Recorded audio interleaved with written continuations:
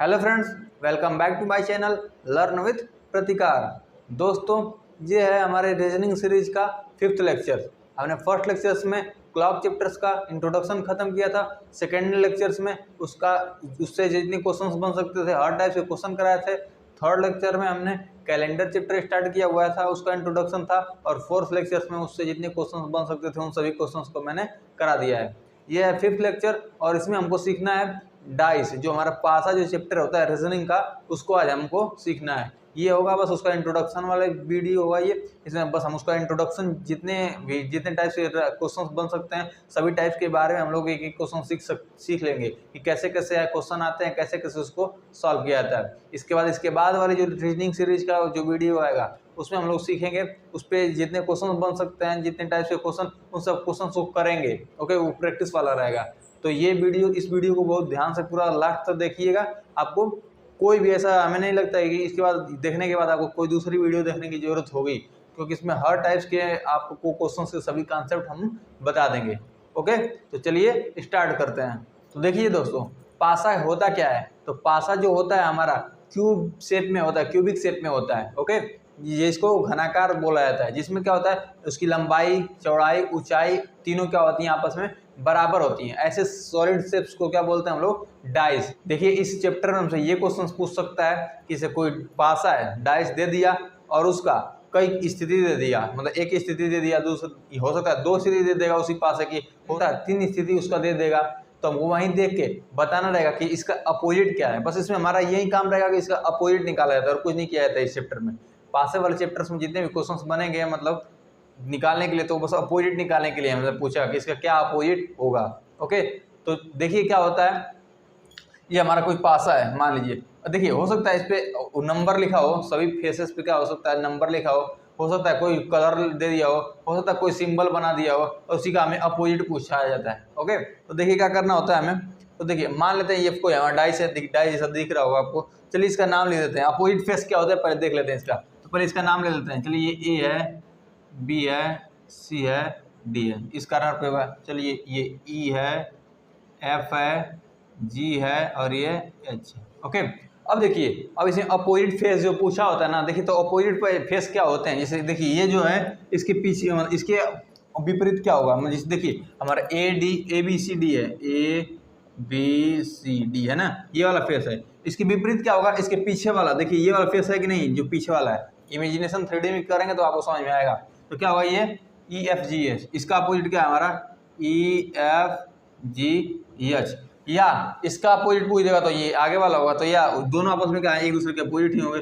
ये इसका अपोजिट, ये इसका अपोजिट। ओके, अब देखिए ये फेस है, अब ये वाला फेस लेते हैं साइड वाला। तो साइड वाला फेस क्या है, C D H G, C D H G. इसका अपोजिट क्या होगा, जैसे सी डी एच जी, इसका अपोजिट क्या होगा, ये बी एफ ई ए, बी एफ ई। समझ आ रहा है नहीं आ रहा है? अपोजिट फेस क्या होता है मुझे इसका, ये वाला। अब ऊपर का नीचे वाला होगा अपोजिट। तो ऊपर क्या है A D H E, A D H E. इसका अपोजिट क्या होगा हमारा नीचे वाला डाउन, बी सी जी एफ, बी सी जी एफ। क्लियर? तो देखिए ये होता है, ये अपोजिट फेसेस हैं, यही हमें पूछा जाता है। हमें यही बताना रहेगा इसका अपोजिट फेस क्या है। ओके, तो देखिए देख लिया आप लोग, तीन अपोजिट, जैसे ऊपर वाले का नीचे वाला, दाएं वाले का बाएं वाला, और साइड वाले का आगे वाले का पीछे वाला। ओके, तो यही होता है। तो अब देखिए इसके कुछ जो पासा है, इसके कुछ इंपॉर्टेंट फैक्टर्स सीख लेते हैं हम लोग, कुछ महत्वपूर्ण तथ्य। तो पासे के बारे में कुछ हम लोग महत्वपूर्ण तथ्य जान लेते हैं। किसी भी डाइस के 6 फेसेस होते हैं, 6 फेस आप देख लीजिए सबका, ए 2 3 4 5 6 फेसेस हमने लिख दिया। ये सब क्या होते हैं, इसके किसी भी डाइस के, किसी भी पासा के क्या होते हैं, 6 सतह होते हैं। और किसी भी एंगल से देखने पे हमको, अगर कोई डाइस को किसी भी एंगल से अगर हम लोग देख रहे हैं तो उसके 3 फेसेस हमको दिखाई देंगे। जैसे देखिए इसमें जिस एंगल से हम लोग देख रहे हैं तो हमको ये फेस दिख रहा है, ये फेस दिख रहा है और ये फेस दिख रहा है। ये तो हिडन इसलिए डॉटेड बनाए हुए हैं। देखिए कौन 3 फेस दिखेंगे, कोई उधर से भी देखेंगे तो हमें 3 फेस इसी देखेंगे। मैक्सिमम इसके कितने फेस दिख सकते हैं, एक बार में किसी डाइस के 3 फेसेस देख सकते हैं। अगर बोल देंगे कि 3 से कम, 3 से कम तो देख ही सकते हैं, क्योंकि बस एकदम स्ट्रेट देखेंगे सामने से तो ऊपर नीचे थोड़ा नहीं दिखेगा, बस एक ही फेस दिखेगा। समझ में आ रहा है कि नहीं आ रहा है? तो मैक्सिमम एक डाइस के कितने फेसेस हम लोग देख सकते हैं, कितने सतह तो इसके कितने होंगे, आप आंसर क्या होगा हमारा 3। ओके, अब देखिए सेकेंड, देखिए किसी पासे के किसी भी सतह के जो है निकटवर्ती चार सतह होते हैं, और समझ में आया कि नहीं है। जैसे देखिए, जैसे ये कोई हमारा, चलिए ये हमारा डाइस है ना, किसी भी एक सरफेस को लेकर उसको एक्सपेंड कर देते हैं। चलिए हम इसको एक्सपेंड कर दे रहे हैं। जैसे ये है ना हमारा एक सरफेस ABCD, ये सतह है हमारा ना। अब इसको देखा जाए तो इसके निकटवर्ती कौन कौन सा सतह है, देखिए एक ये वाला लगा हुआ है, ये, और एक ये वाला से चिपका हुआ है, एक ये वाला और एक ये वाला लगा हुआ है, बट वो वाला नहीं है क्योंकि उसके अपोजिट है। चलिए देखिए, इसको हम फिगर के माध्यम से समझते हैं, इसको हम एक्सपेंड करके देख रहे हैं। जिसे इस सरफेस के अकॉर्डिंग इसको क्या कर रहे हैं, एक्सपेंड कर रहे हैं। तो ये क्या होगा, ABCD है। चलिए ये ABCD यही तो नाम है। अब देखिए, और इसको अगर हम ऐसे एक्सपेंड कर दें तो ये उठ के इधर आ गया रहेगा, मतलब इसको खोल दिए हैं ऐसे ऊपर नीचे सब इसको खोल दिए हैं।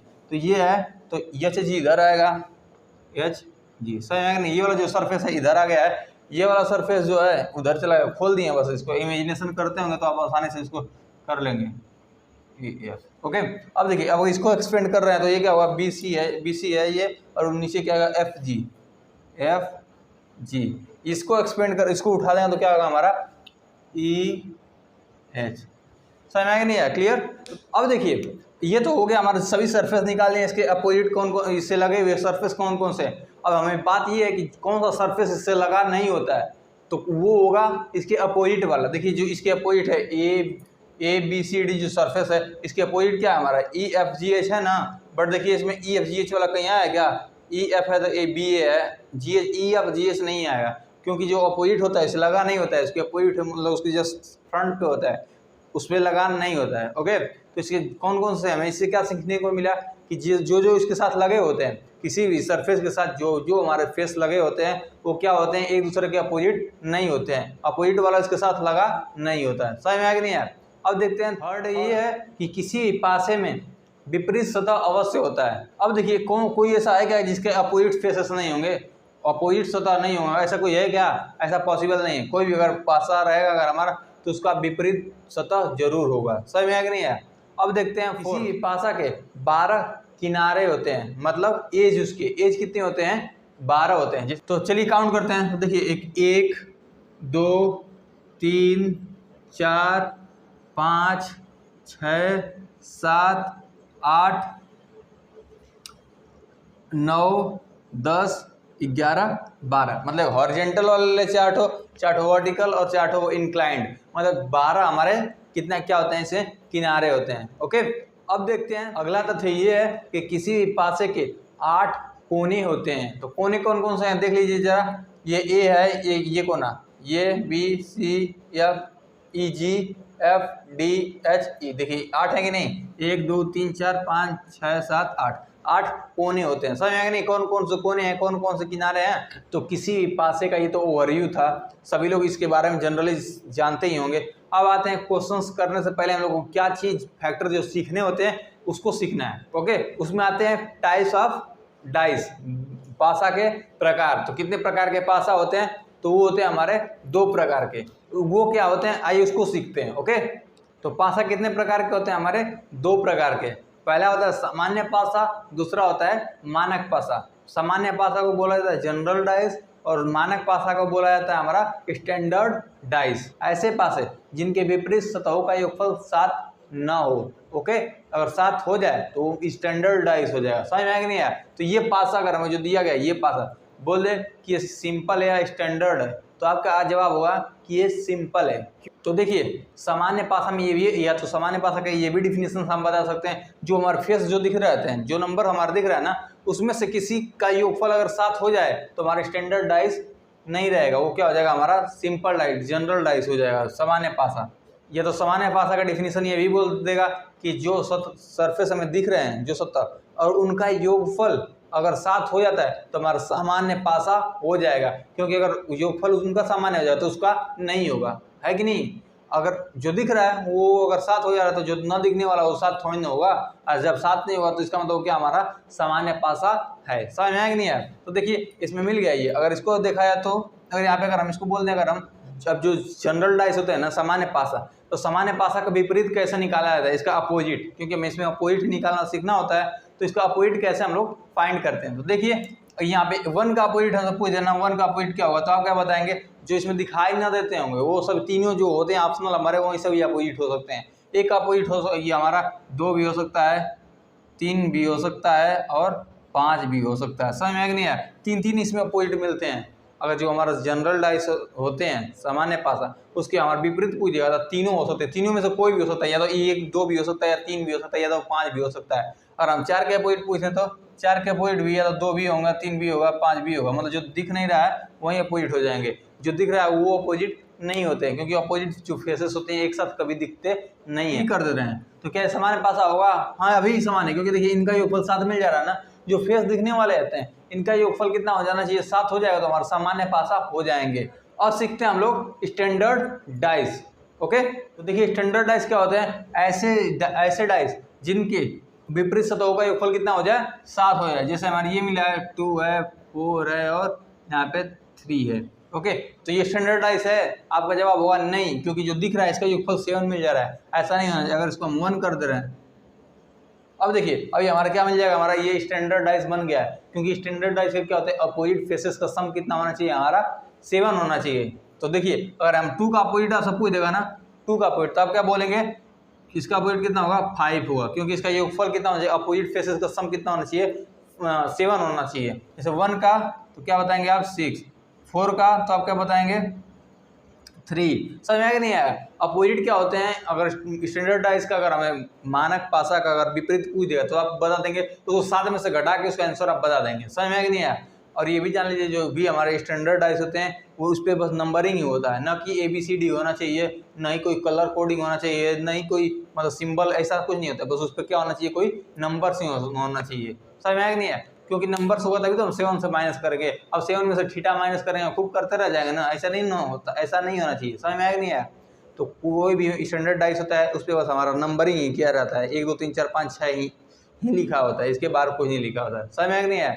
अब आइए देखते हैं किस किस टाइप के हमारे क्वेश्चंस बनते हैं। देखिए अब हमको सीखना है, और किसी पासे की एक स्थिति दे देगा और उसका अपोजिट पूछ देगा, मतलब एक कंडीशन दे देगा, एक किसी पोजीशन में रखा गया कोई पासा और उससे पूछ देगा कि इसका अपोजिट क्या होगा, तो आप कैसे बताएंगे। तो देखिए हमको एक क्वेश्चन दिया गया है, ये दिया गया है, और इसमें पूछ रहा है कि 1 का अपोजिट क्या होगा, तो आप क्या बताएंगे। जैसे 1 का विपरीत पूछ देगा आपसे कि 1 का विपरीत क्या है, तो आप क्या जवाब क्या होना चाहिए। तो इसके लिए देखिए क्या होता है, सबसे पहले इस डाइस को चेक करेंगे कि ये स्टैंडर्ड डाइस है या जनरल डाइस है, सामान्य पासा है या मानक पासा है। तो कैसे पता करेंगे, तो ये सामान्य पासा है या मानक पासा है। अब ये और जानते हैं हम लोग, जो सामान्य पासा होते हैं, सामान्य पासा में विपरीत 3 फेसेस आते हैं, और अगर मानक पासा है तो उसका विपरीत कितना आएगा, बस 1 फेस। ओके, तो देखिए तो इसमें कैसे चेक करेंगे ये सामान्य पासा है कि मानक पासा है। तो समान इसमें क्या होता है, जो भी हमें फेस दिखे होते हैं और किसी 2 का योगफल अगर 7 आ जा रहा है तो इसका मतलब हमारा क्या है, सिंपल डाइस है।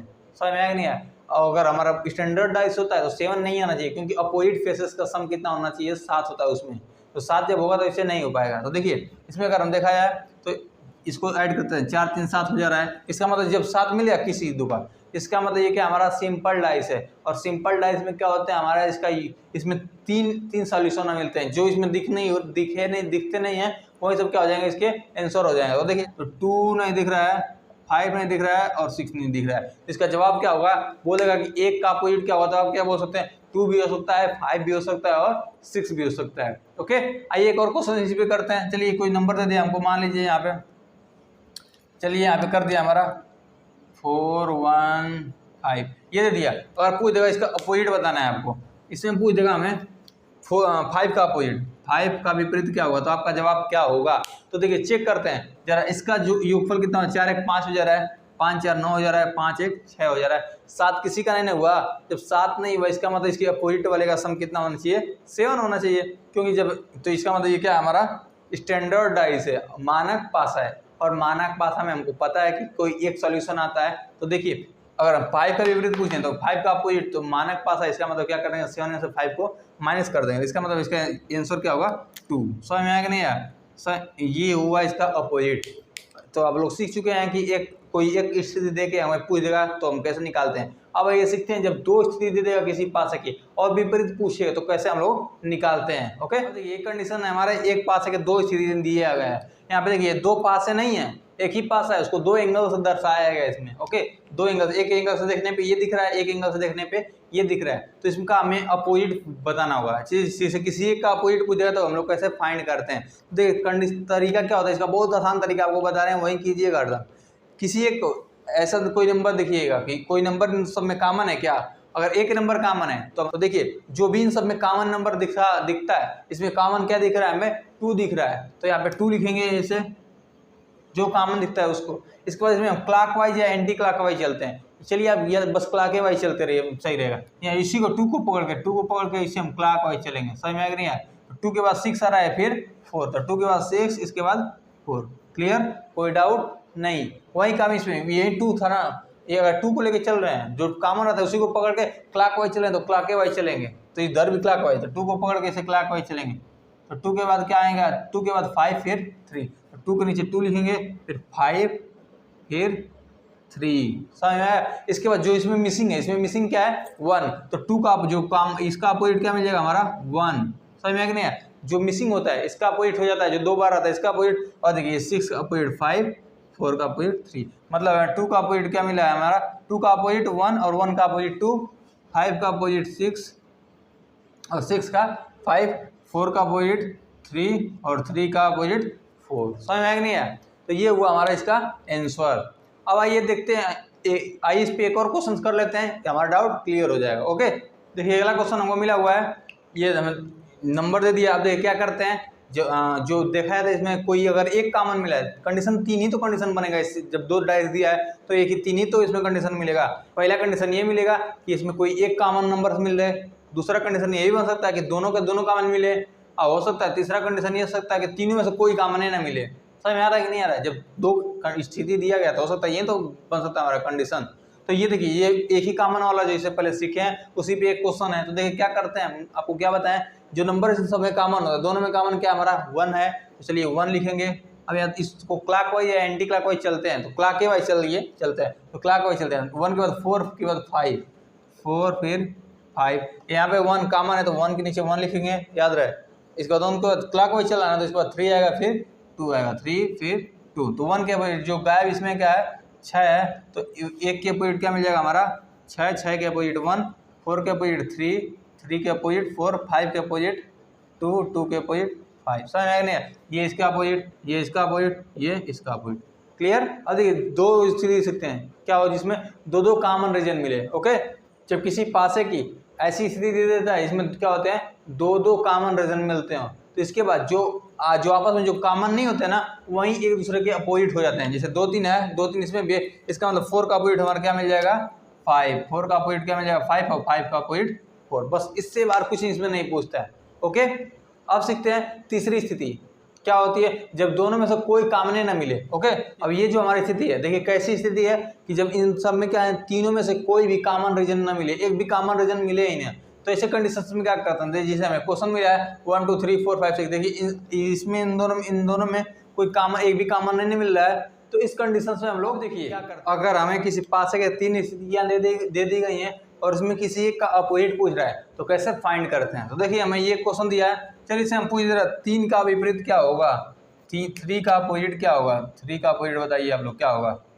तो 3 का अपोजिट कैसे हम लोग फाइंड करेंगे, तो 3 वाला किसमें हमारा आसानी से मिल सकता है। तो देखिए 3 के साथ क्या है हमारा 5 भी है 2 भी है, तो 5 2 वाला इसमें नहीं है, इसमें है ना, तो चलिए इसको लेकर हम सॉल्व कर देंगे, हमारा आसानी से इसका वैल्यू मिल जाएगा। तो 3 का अपोजिट कैसे निकालेंगे, देखिए तो यहाँ पे कॉमन क्या इन दोनों में, इसको हम लेंगे, इसको नहीं लेंगे क्योंकि देखिए इसमें 3 है 5 है 2 है ये है, बट इसमें देखिए इसमें 5 2 3 कुछ नहीं है, इसलिए इसको हम नहीं लेंगे हम इसको लेना प्रीफर करेंगे।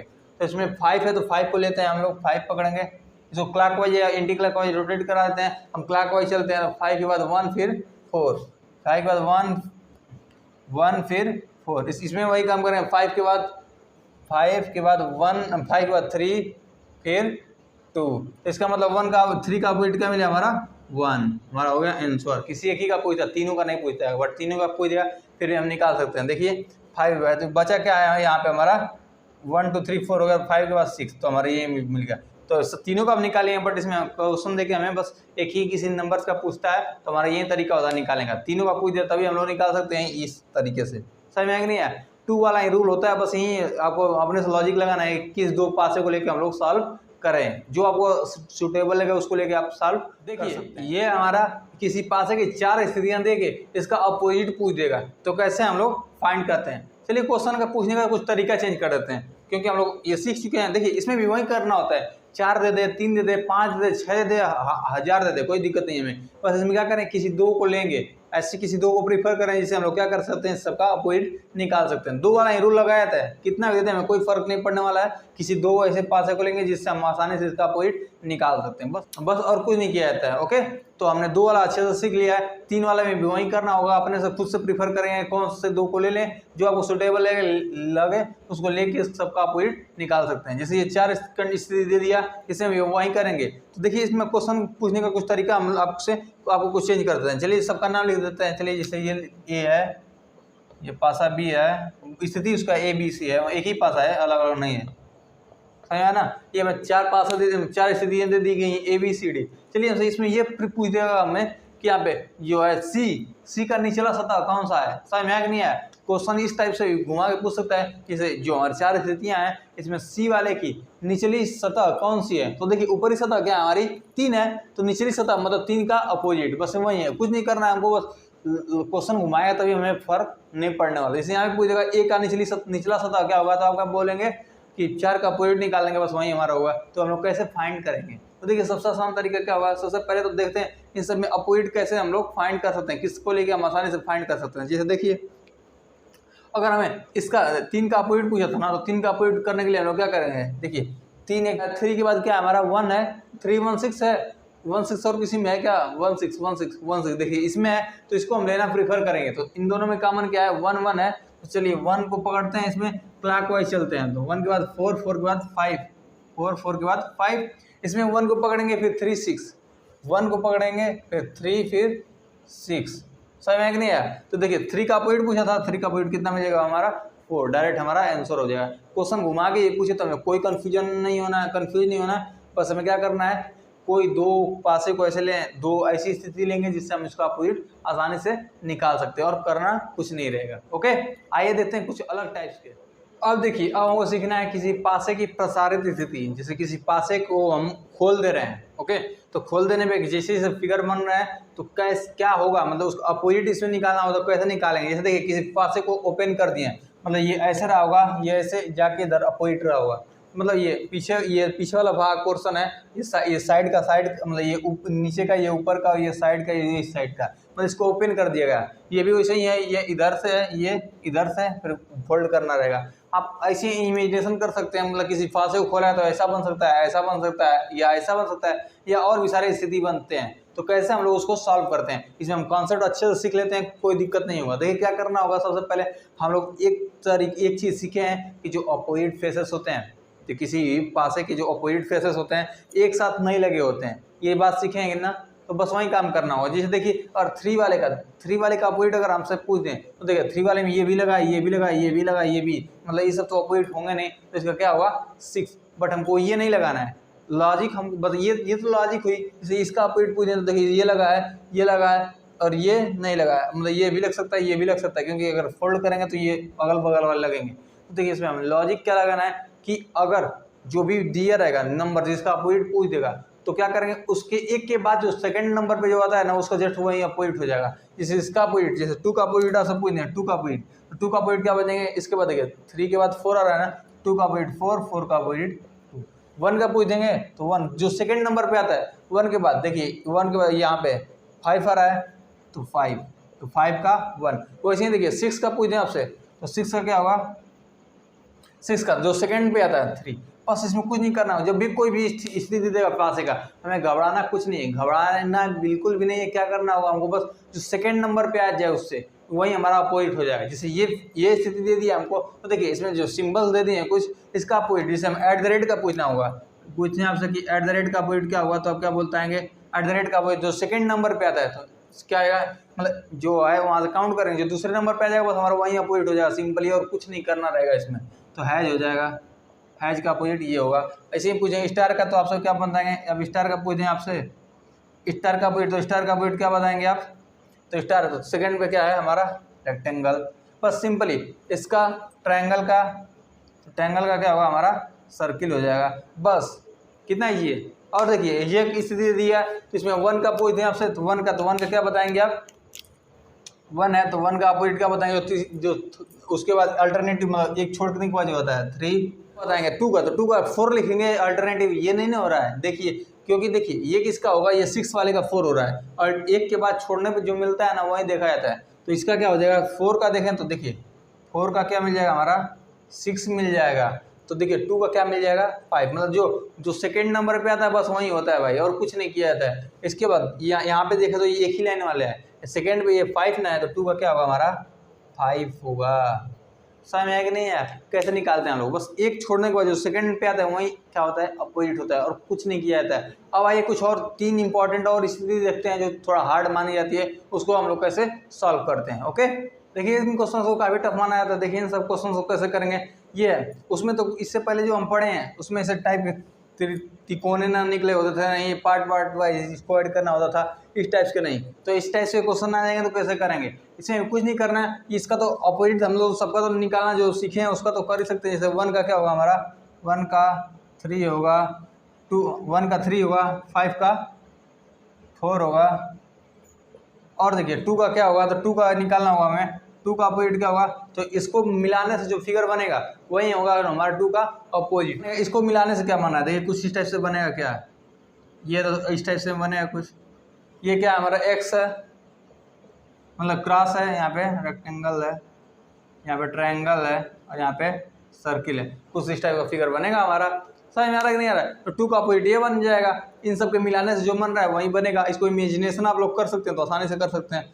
अगर हमें क्वेश्चन मिलेगा तो ऑप्शन में ये इसी टाइप से में रहेगा, हो सकता है इसको रोटेट किया हो, यही हमारा सीक्वेंस इसका खराब नहीं होना चाहिए, बस इसी को किसी तरह रोटेट करके रखते हैं बात वही होगी। समझ में आ रहा है कि नहीं आ रहा है, क्योंकि अगर डाइस को अगर हमारा है और उल्टा रख देंगे तो 3 का 6 नहीं हो जाएगा, 3 का 3 ही रहेगा, टेढ़ा पड़ेंगे तो उससे कुछ नहीं होने वाला है।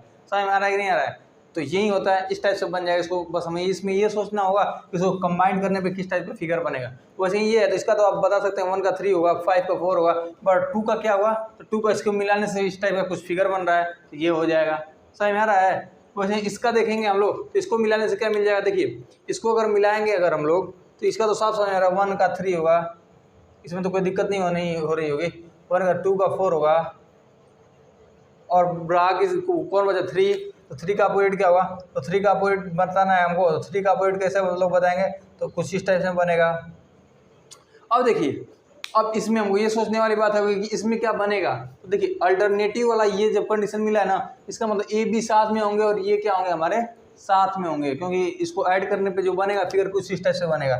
मतलब जो भी अगर ऑप्शन अगर क्वेश्चन बनेगा अगर ऑप्शन में हमको मिल रहा है तो ए बी साथ में होने चाहिए और ये सी डी साथ में होने चाहिए, अल्टरनेटिव वाले हैं साथ में होने चाहिए। ओके क्योंकि हाफ हाफ है, मिल के बन जाएंगे, एक चीज़ बना लेंगे। ओके समझ आ रहा है ना। तो जब भी इस टाइप के क्वेश्चन मिलेंगे तो देखिए इस टाइप वाला, तो इसमें जो अल्टरनेटिव वाले होते हैं वो साथ में दिखने चाहिए, मतलब ए बी साथ में दिखेगा, ए बी और सी डी। ऑप्शन में जो क्वेश्चन मिलेगा अगर ऑप्शन में ए के साथ अगर सी मिल जाए तो उसको कट कर दीजिएगा, मतलब ए के साथ बी ही होना चाहिए और सी के साथ डी ही होना चाहिए।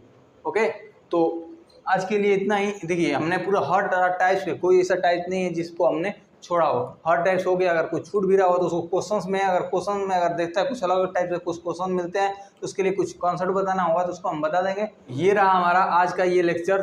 तो कैसा लगा आप लोग कमेंट बॉक्स में बताइए, और हाँ कोई किसी भी अगर कॉन्सेप्ट में अगर आपको डाउट हो तो आप हमको सभी कमेंट बॉक्स में वहीं सब लिख के हमको बता दिएगा। हम सबका कमेंट पढ़ते हैं और पता करेंगे कि इसको क्या दिक्कत है, क्या प्रॉब्लम है, उसको या क्या हमारे में और इम्प्रूव करने की ज़रूरत है, इम्प्रूवमेंट, जिससे आप लोग को और आसानी से समझ में आ जाए। सभी जो भी होगा डाउट क्वेरी जो भी हो आप कमेंट बॉक्स में बताते रहिएगा आप लोग। ओके इसके बाद जो 6 लेक्चर होगा रीजनिंग सीरीज का, तो जैसे हम पीछे करते आ रहे हैं तो अगला जो लेक्चर्स होगा वो हमारा क्या होगा, जितने भी प्रीवियस ईयर क्वेश्चन है उन सबको हम लोग सॉल्व करेंगे। ओके तो मिलते हैं नेक्स्ट क्लास में, तब तक के लिए जय हिंद।